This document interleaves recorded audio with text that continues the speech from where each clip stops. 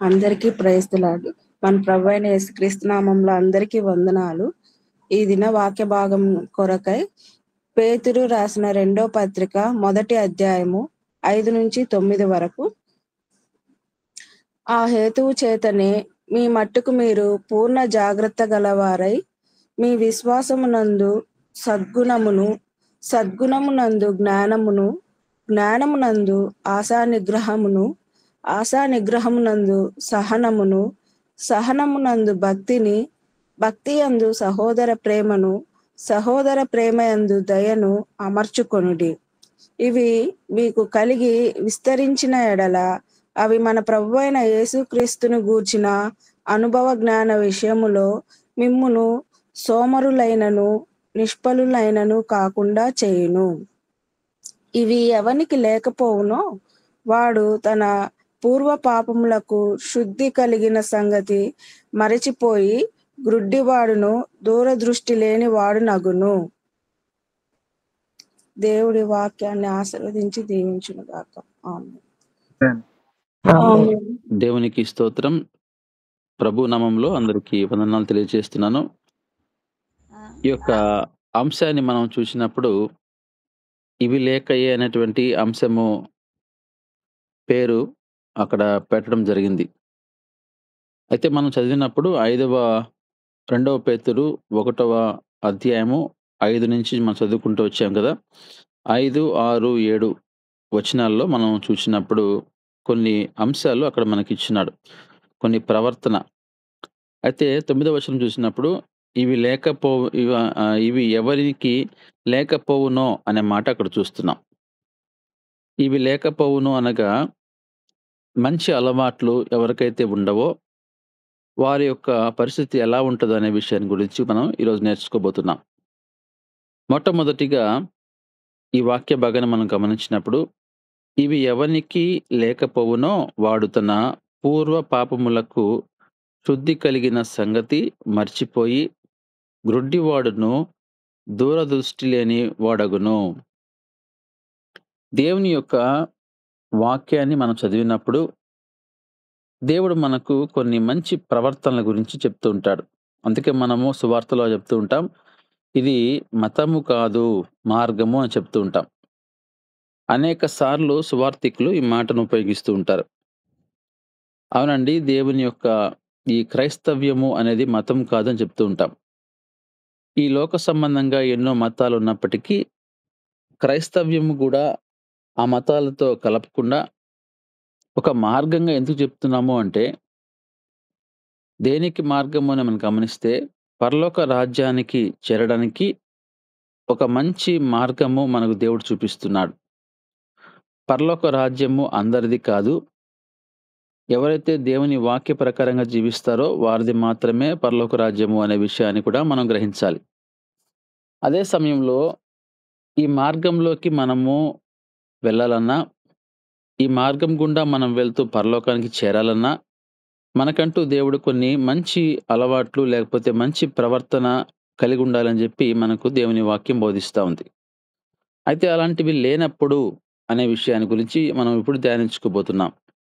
మనం కలిగే నష్టాలేంటి అని చూస్తే, ఇవి ఎవనికి లేకపోవునో వాడు తన పూర్వ పాపములకు శుద్ధి కలిగిన సంగతి మరచిపోయి గుడ్డివాడును, దూరదృష్టి లేని వాడగును. ఎప్పుడైతే మనకు మంచి అలవాట్లు మనకు ఉండవో మనము మన యొక్క పూర్వస్థితి మనం మర్చిపోతాం. అందుకోసమే మన జీవితం ప్రయాణంలో మనం కొన్ని విషయాలు గ్రహించాలి. అయితే మనము అది గ్రహించలేని సమయంలో మనకు దూరదృష్టి ఉండదు. మనము గ్రుడ్డివారిగా అయిపోయే అవకాశం ఉంది. ఎందులో గ్రుడ్డివారిగా? ఆత్మీయ స్థితిలో గ్రుడ్డివారిగా అనే విషయాన్ని గ్రహించాలి. చూడండి ఒకసారి హెబ్రీ పత్రిక 11వ అధ్యాయము 6వ వచనాన్ని మనము గమనించినప్పుడు, విశ్వాసము లేకుండా దేవునికి ఇష్టుడైనుట అసాధ్యము. ఇక్కడ విశ్వాసము లేకుండా అనే మాటను చూస్తున్నాం. క్రైస్తవునికి విశ్వాసము చాలా అవసరము. ఎవరైతే క్రైస్తవులుగా ఈ లోకంలో జీవిస్తూ ఉంటారో, వారిలో విశ్వాసము ఒకవేళ లేకపోతే, దేవుడు వారిని ఇష్టపడడు అనే విషయాన్ని మనం చూస్తున్నాం. ఏ విషయంలో మనకు విశ్వాసం ఉండాలంటే, దేవుని యొద్దకు వచ్చువాడు ఆయన ఉన్నాడనియు, తన్ను వెదుకువానికి ఫలము దయచేయువాడనియు నమ్మవలెను కదా! అంతే గదండీ! దేవుని మందిరానికి మనం వస్తాం. దేవుడిని ఆరాధిస్తాము. అదే సమయంలో మనం ఉదయకాల సమయంలో గూడా మరి దేవుని యొక్క సన్నిధికి వస్తున్నాం. దేవుణ్ణి ఆరాధిస్తున్నాం. మరి దేవుడు ఉన్నాడో లేడో అనేటువంటి మళ్ళీ అనుమానంతో మనం వస్తే దానివల్ల ప్రయోజనం ఏంటి? కాబట్టి దేవుని యందు విశ్వాసం ఉంచాలి. దేవుడు ఉన్నాడు అని నమ్మాలి. అదే విధంగా మనము వెదిగితే మనకు దేవుడు ఇస్తాడు అనే విషయాన్ని కూడా మనము నమ్మాలి. ఏమైతే మనకు అవసరమో అది దేవుని ముందు మనము విజ్ఞాపన చేసినప్పుడు అది మనకు దేవుడు ఇస్తాడు అనేది గూడా ఒక నమ్మకము, విశ్వాసంతో మనం ముందుకు పోవాలి. అలాంటి వారిని మాత్రమే దేవుడు ఇష్టపడతాడు అనే మాట ఇక్కడ మనం జూస్తున్నాం.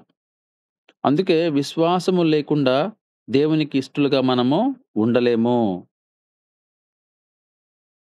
అదే విధంగా కింద మనం చూసినప్పుడు దానికి ఎగ్జాంపుల్‌గా నోవాహు గురించి చూస్తున్నాం. నోవాహుకి ఎంతో విశ్వాసం ఉంది గాబట్టి అంతమంది జనాల్లో నుంచి దేవుడు నోవాహుతో మాట్లాడినప్పుడు, నోవాహు తన కుటుంబం కొరకు దేవుడు చెప్పిన విధంగా ఒక పెద్ద ఓడను గూడా ఏర్పాటు చేశాడు. నోవాహు చేసినటువంటి ఓడ వల్ల ఆ జలప్రళయం వచ్చినప్పుడు వాళ్ళ కుటుంబము, అదేవిధంగా దేవుడు ఏర్పాటు చేసినటువంటి అనేక రకరకాల జంతువులన్నీ కూడా క్షేమంగా ఉన్నట్టుగా మనం చూస్తున్నాం. ఎప్పుడైతే మనలో ఆ విశ్వాసం ఉంటుందో, ఆ విశ్వాసాన్ని బట్టి మన కుటుంబం గూడా దీవించబడుతూ ఉంది. గమనించండి, నోవాహు ఒకవేళ ఆ పడవ అనేది ఒకవేళ జలప్రళయంలో మునిగిపోద్దేమో అనే అవిశ్వాసంతో ఒకవేళ ఉన్నట్లయితే, ఒకవేళ నోవాహు కుటుంబం గూడా పూర్తిగా లేకుండా పోయేదేమో. కనుక మొట్టమొదటిగా మనం నేర్చుకోవాల్సిందేందంటే, మన పూర్వీకుల నుంచి కొన్ని విషయాలు మనము జాగ్రత్తగా గ్రహించాలి. విశ్వాసము అనేది మనం చూస్తున్నాం ఇక్కడ. అబ్రహాములో గూడా ఏముంది? విశ్వాసముంది. నోవాహులో ఏముంది? విశ్వాసముంది. అందుకోసమే దేవుడు మన పూర్వీకులైనటువంటి నోవాహును గావచ్చు, అబ్రహామును గావచ్చు దేవుడు ఇష్టపడ్డాడు. ఈరోజు మనం గూడా మన విశ్వాసము నిలుపుకోవాలి. మన విశ్వాసంలో జీవించాలి. మన విశ్వాసాన్ని పెంపొందించుకోవాలి. ఆ విశ్వాసం అనేది మనకు దినదినానికి అభివృద్ధి చెందాలి. ఎప్పుడైతే విశ్వాసం అనేది మనకు దినదినము అభివృద్ధి చెందుతూ ఉంటుందో, మన జీవితంలో గూడా ఆత్మీయ స్థితిలో గూడా మనం ఎదుగుతూ ఉంటాం. లేకపోతే మన ఆత్మీయ స్థితి తగ్గిపోతూ ఉంటది. నీకు తెలియకుండానే తగ్గిపోతూ ఉంటుంది. కనుక విశ్వాసము ఎప్పుడైతే మనకు పెరుగుతూ ఉంటుందో, అదే సమయంలో నీ యొక్క ఆత్మీయ స్థితి లేకపోతే ఆత్మీయ స్థాయి కూడా పెరుగుతూ ఉంటుందనే విషయాన్ని జ్ఞాపకం చేసుకోవాల్సిందిగా ప్రభు నామములో మనవి చేస్తున్నాను.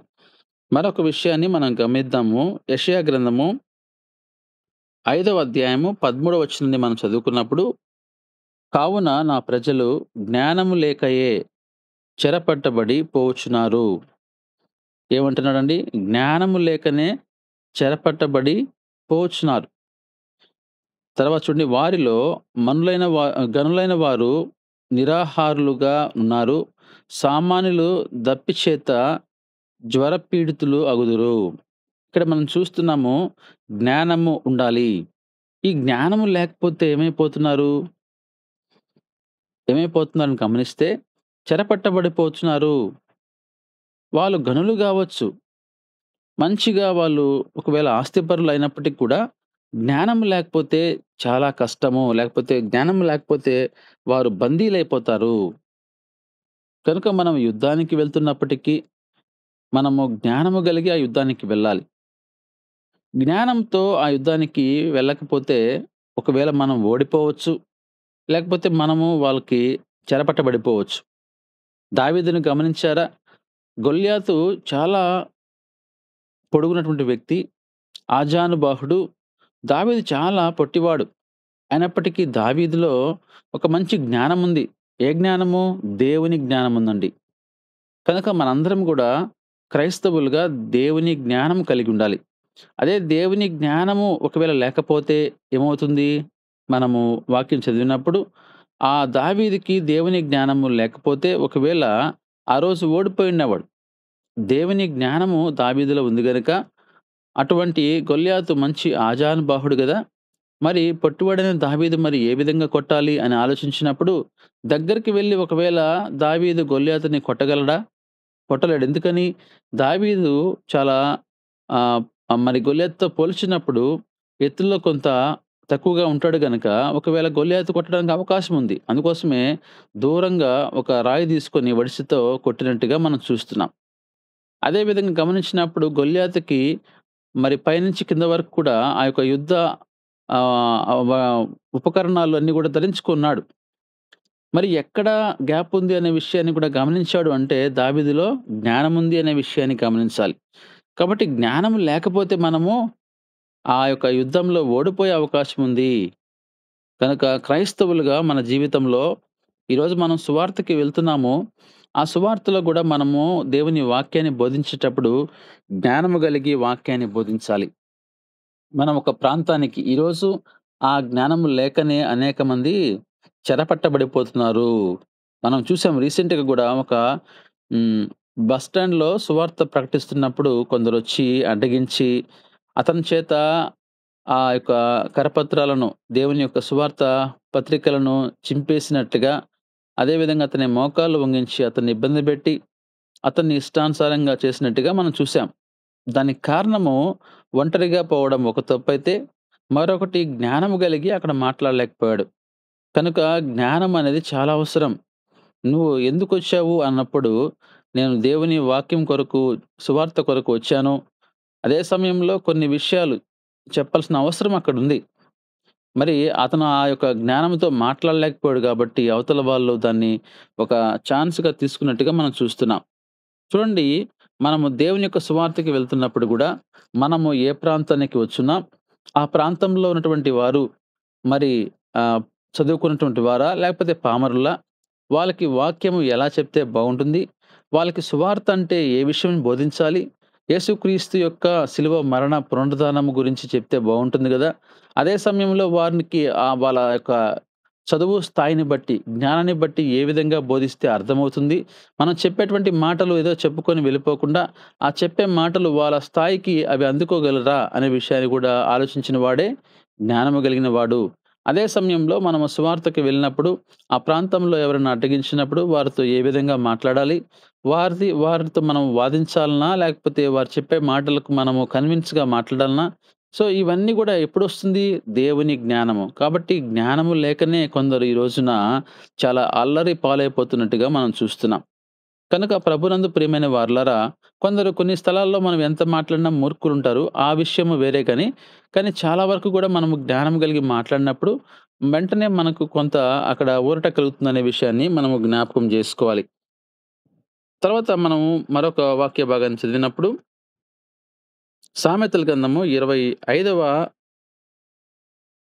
అధ్యాయము 8వ వచనం చదువుకుందాం. సామెతల గ్రంథము 25వ అధ్యాయము 8వ వచనం. ఆలోచన లేక వ్యాజ్యమాడుటకు పోకుము. నీ పొరుగువాడు నిన్ను అవమానపరచి దాని అంతమున ఇక నీకేమి చేయుదునని నీతో అనునేమో కదా! ఆలోచన లేకుండా మనం వ్యాజ్యానికి పోకూడదు. నీ పొరుగువానితో మనం చూసినప్పుడు చుట్టుపక్కల మనకున్నటువంటి పొరుగు వాళ్ళని ప్రేమించమని మనకు వాక్యంలో ఉంటే, కానీ పొరుగువారితోనే మనకు వ్యాజ్యం ఎక్కువుంటుంది. కారణం ఏందంటే, అటు వాళ్ళ ప్రవర్తన అయుండొచ్చు, లేకపోతే మన ప్రవర్తన అయుండొచ్చు. అయినప్పటికీ దేవుని వాక్యం మనకేమని బోధిస్తుందంటే, ఆలోచన లేకపోతే, నీలో మంచి ఆలోచన, లేకపోతే ఆలోచన జ్ఞానం లేకపోతే, వారికి నీకు ఆ యొక్క వ్యత్యాసం అనేది ఉండదు గాబట్టి, ఒకవేళ నువ్వు వ్యాజ్యానికెళ్ళినప్పుడు, అక్కడి నుంచి నీకు అవమానం వచ్చే అవకాశం ఉంది. కనుక ఎప్పుడైనా మనం జ్ఞాపకం జేసుకోవాల్సిందేందంటే, నీకు ఆలోచన జ్ఞానముండాలి. ఆలోచన నీకు సరిగ్గా లేనప్పుడు, వారు ఏం మాట్లాడతారో నువ్వు గూడా అదే మాట్లాడతావు. వారు అన్యులు, నువ్వు క్రైస్తవుడివి. మరి వారు నీకు తేడా ఏందంటే, నువ్వు పరిశుద్ధ గ్రంథాన్ని చదువుతావు. కాబట్టి వారు అన్యులుగా ఉన్నారు. వారు మాట్లాడేటువంటి మాటలు, నువ్వు మాట్లాడేటువంటి మాటలకి ఆ యొక్క వ్యత్యాసం కనబడాలి. నువ్వు గూడా వారిలాగానే ఆ యొక్క దేవునికి వ్యతిరేకమైన మాటలు, చెడ్డ మాటలు నువ్వు మాట్లాడి, వారితో వ్యాజ్యెమాడినందువల్ల దేవుని నామానికి అవమానం వస్తుంది. అదే సమయంలో వారి చేతిలో నువ్వు అవమానం పొందుతావు. దానివల్ల ఏమవుతుందంటే నీ యొక్క పరలోకపు తండ్రికి కూడా అవమానం కలుగుతుందనే విషయాన్ని మనకు దేవుడు ఇక్కడ తెలియజేస్తున్నాడు. కనుక ప్రభునందు ప్రియమైన వారలారా, నీవు వ్యాజ్యం ఆడకూడదు అసలు. వ్యాజ్యం ఆడాల్సి వస్తే ఒకవేళ నువ్వు ఆలోచన లేకుండా అక్కడికి పోకూడదు. ఎందుకంటే ఒకరి మధ్యలోకి నువ్వు వ్యాజ్యానికి వెళ్తున్నప్పుడు మనం అక్కడ ఏ విధంగా మాట్లాడాలి అనే విషయాన్ని గూడా మనము జ్ఞానము కలిగి ఉండాలి అనేటువంటి విషయాన్ని ఇక్కడ మనము తెలుసుకోవాలని ప్రభు నామంలో నేను మీకు మనవి చేస్తున్నాను. తర్వాత మరొక వాక్య భాగాన్ని గమనించినప్పుడు సామెతల గ్రంథము 5వ అధ్యాయము 23వ వచనాన్ని మనము గమనిస్తే, శిక్ష లేకయే అట్టివాడు నాశనమగును అనే మాట చూస్తున్నాం గదా! దాని ముందు ప్రీవియస్ రెఫరెన్స్ మనం చూస్తే 22వ వచనాన్ని గమనించినప్పుడు, దుష్టుని దోషములు వానిని చిక్కుల పెట్టును, వాడు తన పాశముల వలన బంధింపబడును. ఇక్కడ ఇక్కడ ఈ వాక్య భాగాన్ని గమనించండి. దుష్టుని దోషములు వారిని చిక్కున పెట్టును, వాడు తన పాశము వలన బంధింపబడతాడు. కాబట్టి ఎవరైతే దుష్టుడు అనగా సాతాను సంబంధికుడు, దేవుని వాక్యానికి దూరస్తుడు, వీడు దోషముల వలన వాడు చిక్కులో పడతాడు. అదే సమయంలో పాశము వలన వాడి జీవితమంతా గూడా పాప జీవితమే. అటువంటి ఆ పాపపు జీవితం కలిగి వాడు బంధింపబడతాడు. అయితే అటువంటి వాడికి శిక్ష అనేది లేకపోతే, చూడండి అక్కడేముందో, శిక్ష లేకయే అంటే ఏదైతే మనకు అవసరమో అటువంటి వ్యక్తికి ఏమవసరము? శిక్ష అవసరము. కాబట్టి శిక్ష లేకపోతే ఏమైపోతుంది? వాడు నాశనమగును. వాడు పూర్తిగా నాశనమైపోతాడు. అందుకోసమే మనకు బైబిల్‌లో గూడా మన తల్లిదండ్రులుగా బిడ్డల్ని పెంచే విధానంలో గూడా బెత్తం వాడని కుమారుడు తండ్రికి విరోధి అనే మాట చూస్తున్నాం. కనుక ఆ కుమారునికి ఖచ్చితంగా చిన్నప్పుడు నువ్వు బెత్తం వాడాలి. ఎప్పుడైతే చిన్న వయసులో ఉంటాడో, ఆ చిన్న వయసులో నువ్వు వాడికి గద్దించకపోతే, లేకపోతే బెత్తము వాడకపోతే, వాడు ఒకరోజు నీకే విరోధైపోతాడు. కనుక చిన్న వయసులో మనం గారాబంగా వాడిని ముద్దాడుతూ, వాడు తప్పు చేస్తున్నప్పుడు అయి చూసి మనం సంతోషిస్తూ, వాడి నోటిలో చెడ్డ మాటలు మాట్లాడుతున్నప్పుడు నువ్వు ఆనందపడుతూ, ఉల్లసిస్తూ ఉన్నట్లయితే, ఒక రోజున వాడే నీకు విరోధైపోతాడు. కనుక చిన్నప్పుడే మనం వాడిని బెత్తం తీసుకొని, ఎందుకురా ఈ మాటలు మాట్లాడుతున్నావు? మనం క్రైస్తవులుగా మాట్లాడొచ్చా? అని వాడిని గద్దిస్తే, లేకపోతే వాడు సెల్ ఫోన్‌లోనో, లేకపోతే టీవీలోనో సినిమాలు, లేకపోతే సినిమా పాటలు చూస్తున్నప్పుడు వాడిని వెంటనే కొట్టినప్పుడు, లేకపోతే బెత్తంతో వాడిని కొట్టినప్పుడు, వాడు వెంటనే మార్చబడతాడు. శిక్ష అనేది ఉండాలి అని దేవుని వాక్యం ఇక్కడ మనకు సెలవిస్తా ఉంది. ఎందుకంటే దుష్టుడు దోషముల చేత చిక్కబడతాడు. పాపము చేత, పాశముల చేత వాడు బంధించబడతాడు. అటువంటి వాడు విడిపించబడాలంటే శిక్ష అవసరము. అందుకే దేవుడు గూడా మనల్ని ఆయన శిక్షిస్తూ ఉంటాడు. ఒక్కోసారి మనకు తెలియజేస్తూ ఉంటాడు. ఒక్కోసారి నీకు ఆ యొక్క దాన్నేమంటాము, పరీక్షలు నీకు వస్తూ ఉంటాయి. ఆ సమయంలో నువ్వు వెంటనే ఆ యొక్క దేవుని యొక్క శిక్షకు నువ్వు లోబడాలి. ఎందుకు నిన్ను శిక్షిస్తున్నాడో నువ్వు ఆలోచించాలి. కాబట్టి అది గ్రహించేటువంటి జ్ఞానం నీలో ఉండాలి. ఎందుకని మనల్ని దేవుడు శిక్షిస్తున్నాడు? నేనేదైనా తప్పు చేస్తున్నానేమో, ఆ తప్పును నువ్వు గ్రహించాలంటే నీకు జ్ఞానం అవసరం. అందుకే ఇక్కడ మనం చూసినప్పుడు చాలామంది నశించిపోతున్నారు. ఎందుకని అంటే శిక్ష లేక, శిక్షించే వాళ్ళు లేక. అయితే వాళ్ళేమైతారో తెలుసా? చివరికి ఇక్కడ గమనించినప్పుడు వాళ్ళు నాశనం అయిపోతారని దేవుని వాక్యం సెలవిస్తా ఉంది. దుష్టుడిని శిక్షించాలి. ఒకవేళ శిక్షించకపోతే వాడు పూర్తిగా నాశనమయ్యి వాడు నరకానికి వెళ్ళిపోయే అవకాశాలున్నాయని మనకు దేవుని వాక్యం సెలవిస్తా ఉంది. ప్రభునందు ప్రియమైన దేవుని బిడ్డలారా. కనుక మనము ఈ వాక్య భాగాలు గమనిస్తున్నప్పుడు మనకు కొన్ని లేకపోతే ఎంత నష్టమో మీరు గమనిస్తున్నారా? మరొక వాక్య భాగాన్ని మనం గమనిద్దాం. సామెతల గ్రంథము 29వ అధ్యాయము 18వ వచనం చదువుకుందాము. సామెతల గ్రంథము 29వ అధ్యాయము 18వ వచనం. దేవోక్తి లేని యెడల జనులు కట్టులేక తిరుగుదురు. ధర్మశాస్త్రము అనుసరించువాడు ధన్యుడు.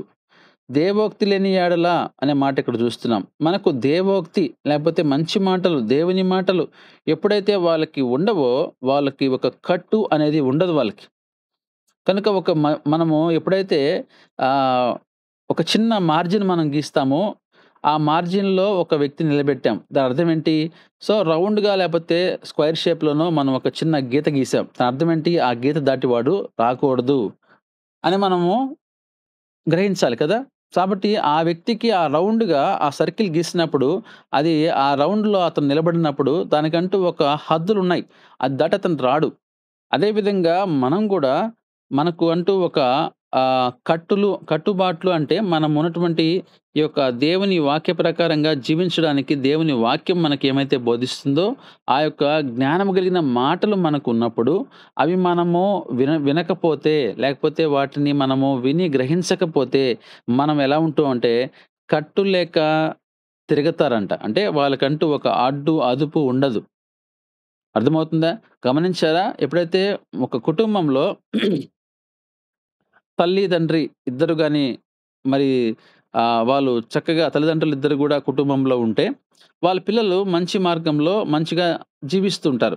ఎప్పుడైతే ఒకవేళ తల్లిదండ్రుల్లో ఏ ఒక్కరు గూడా దేవుని వాక్య ప్రకారంగా లేకుండా బలహీనంగా ఉంటే, ఆటోమేటిక్‌గా పిల్లలు గూడా దేవుని వాక్యంలో వాళ్ళు ఎదగలేరు. వాళ్ళకి ఆ యొక్క భయం అనేది ఉండదు. అదే సమయంలో ఒకవేళ ఇద్దరు తల్లిదండ్రుల్లో కనీసం ఒకరన్నా ఒకవేళ లేకుండా ఈ లోకం నుంచి వాళ్ళు చనిపోయినట్లయితే తండ్రి గావచ్చు, తల్లి గావచ్చు, అప్పుడు ఆ బిడ్డల్ని గమనిస్తే కొంత కట్టులు లేకుండా తిరుగుతారు. కారణం ఏందంటే వారిని గద్దించే వాళ్ళు లేరు.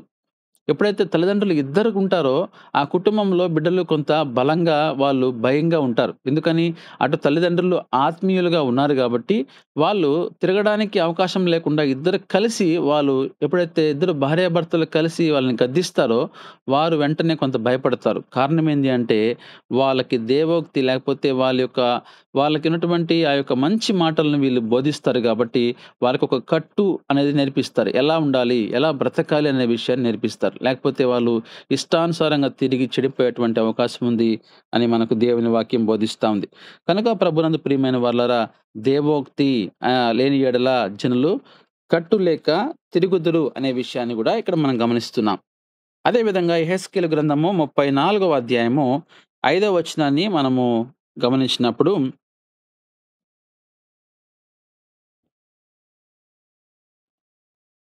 యెహెజ్కేలు గ్రంథం 34వ అధ్యాయం 5వ వచనం. కాబట్టి కాపరులు లేకయే అవి చెదరిపోవును. చెదిరిపోయి సకల అడవి మృగములకు ఆహారమగును. ఇక్కడ మనం చూసినప్పుడు గొర్రెల గురించి మనం చూస్తున్నాం. గొర్రెలకు కాపరి చాలా అవసరం. కాపరి లేకయే ఎప్పుడైతే ఆ గొర్రెలకు కాపరి ఉండడో, ఎప్పుడైతే ఆ గొర్రెలకు కాపరి ఉండడో అవి చెదిరిపోతాయి. ఎప్పుడైతే ఆ గొర్రెలకు కాపరి ఉంటాడో, వాటిని చెదిరిపోకుండా జాగ్రత్తగా ఒక ప్లేస్‌ని వాటికి ఆయన కాపరి అలాట్ జేస్తాడు. ఇక్కడ మాత్రం మీరు మేయండి. ఈ ప్రాంతము దాటి మళ్ళీ మీరు పోవద్దు. ఎందుకంటే ఈ ప్రాంతము దాటితే అక్కడ అడవి మృగాలుంటాయి అనేటువంటి జ్ఞానాన్ని మరి కాపరి వాటికి తెలియజేస్తాడు. కనుక కొన్ని సంఘాల్లో కాపరులుండరు. ఎప్పుడైతే ఆ సంఘంలో కాపరులు ఉండరో, ఆ కాపరులు లేని సంఘాలెలా ఉంటాయి? చెదిరిపోతాయి. కదా! కుటుంబంలో కుటుంబ యజమాని లేకపోతే కుటుంబం చెదిరిపోతుంది. అదే సమయంలో దేనికైనా ఒక టీమ్ నడిపిస్తున్నప్పుడు, ఆ టీమ్‌కి ఒక మంచి యజమానుడు లేకపోతే నడిపించేటువంటి నాయకుడు ఉండకపోతే, ఆ టీమ్ అంతా గూడా చెడిపోతుంది. ఆ టీమ్ అంతా గూడా చెదిరిపోతుంది. అందుకే ఇక్కడ మనం చూసినప్పుడు కాపరి లేక చెదిరిపోవడం మాత్రమే కాకుండా, చెదిరిపోయి సకల అడవి మృగాలకు అది ఆహారంగా మారిపోతాయి.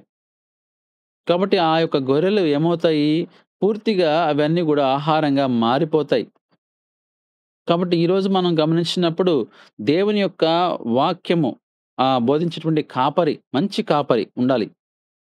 ఒక సంఘానికి నడిపించేటువంటి మంచి కాపరున్నప్పుడు ఆ యొక్క సంఘము చెదరిపోదు. చెదరపోక పోగా ఆ యొక్క సంఘ విశ్వాసులందరూ గూడా ఆత్మీయంగా ఎదిగి వాళ్ళ కుటుంబాలు గూడా దీవించబడతాయి.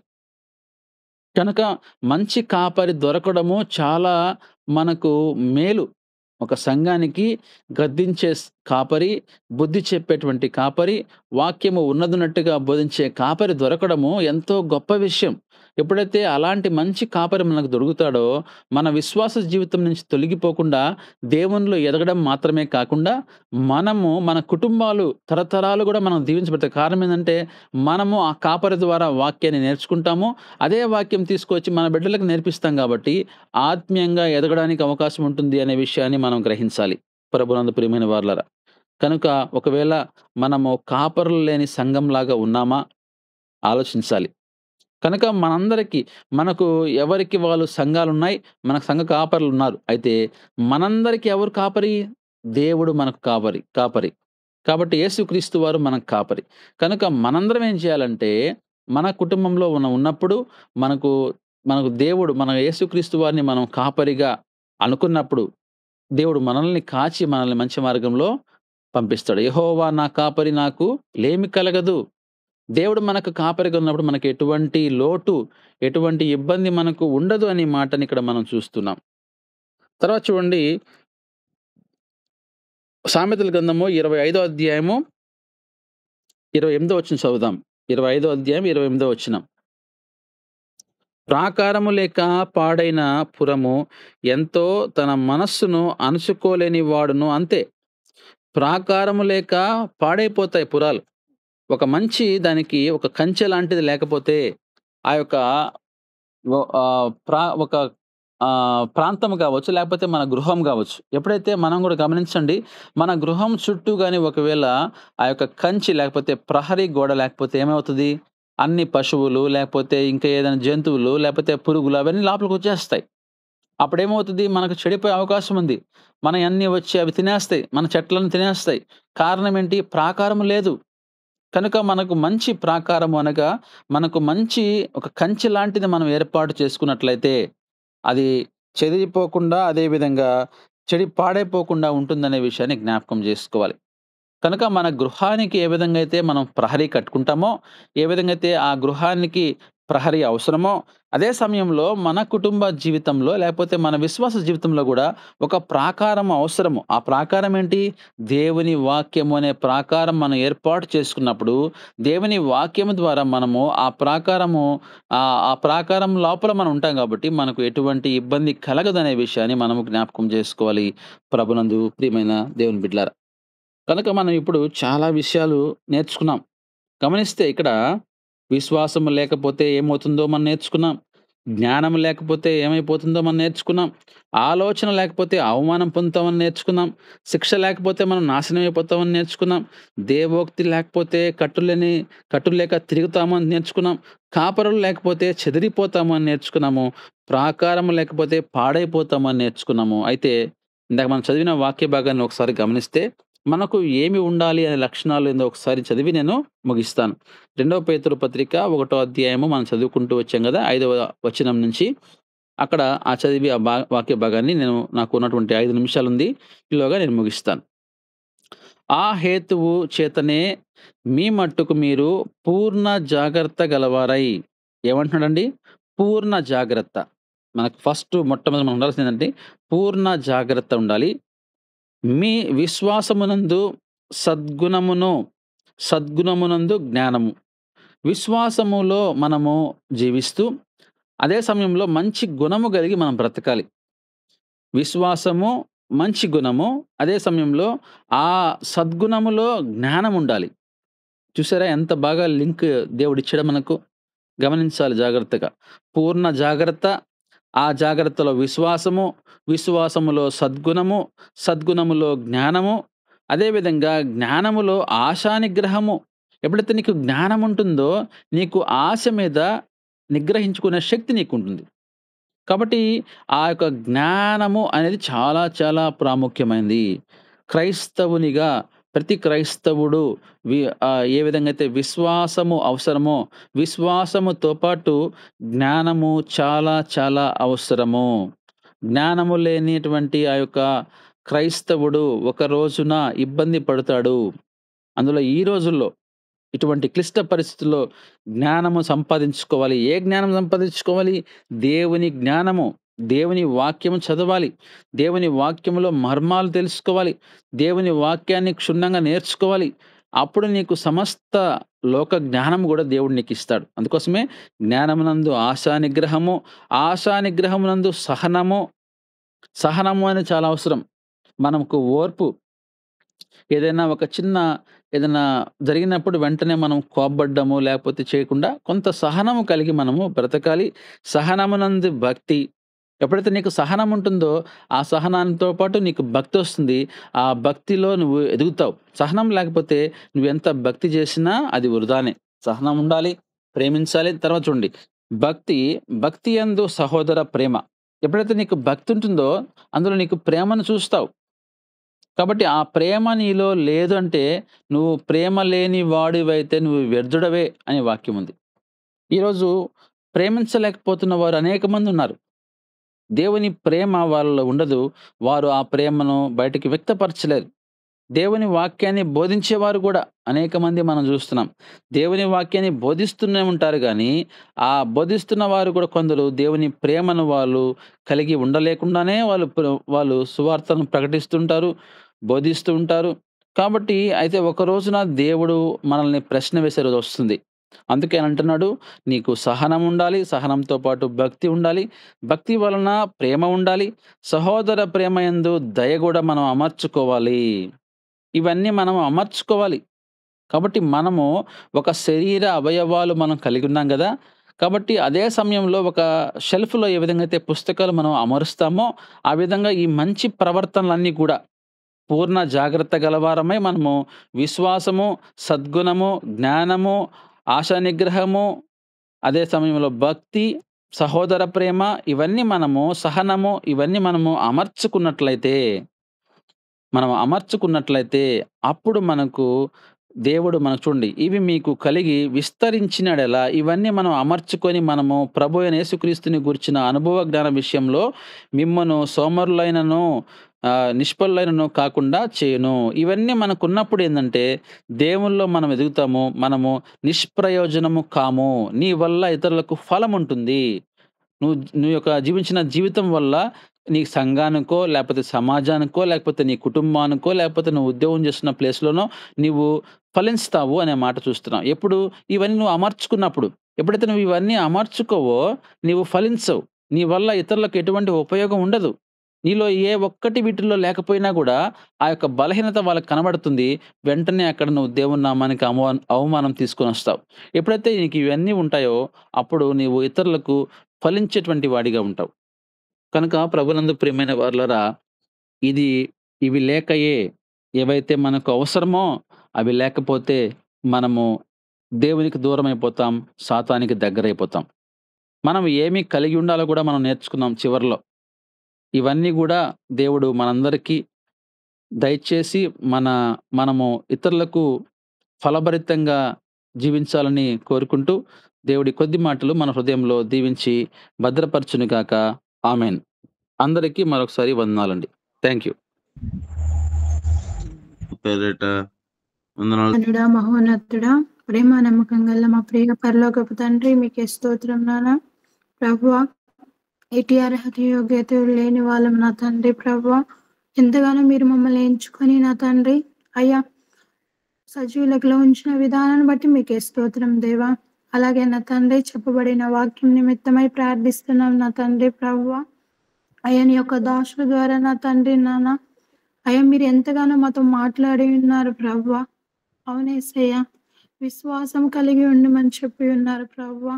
అయ్యా జ్ఞానం కలిగిన తండ్రి నాన్న అయ్యా ఈ లోక జ్ఞానం కలిగి ఉండకూడదు కానీ ప్రభువా నీ యొక్క జ్ఞానం కలిగి మేము జీవించాలి ప్రభువా. అయ్యా నీ యొక్క జ్ఞానం ఉంటేనే నా తండ్రి మేము ఈ లోకంలో జీవించగలము ప్రభువా. అయ్యా మీరు ఎంతగానో మాతో తెలియజేస్తా ఉన్నారు ప్రభువా. అయ్యా నీ యందు భయభక్తులు కలిగి ఉండమని చెప్పి ఉన్నారు ప్రభువా. తండ్రి యేసయ్యా మీరు చెప్పబడిన ఒక్కొక్క మాట నా తండ్రి అయ్యా గొర్రెలకు మంచి కాపరి వల్ల మీరు మమ్మల్ని నడిపిస్తున్నారు దేవా. అందుని బట్టి మీకే స్తోత్రం నాన్న. అయ్యా మీరు నా తండ్రి మమ్మల్ని నడిపించకపోతే నా తండ్రి అయ్యా మీరు మమ్మల్ని నా తండ్రి కాపరిగా అయ్యా మాకు కావలి ఉండకపోతే నా తండ్రి మేము చెదిరిపోయే గొర్రెల వల్లే అయిపోతాం నాన్న.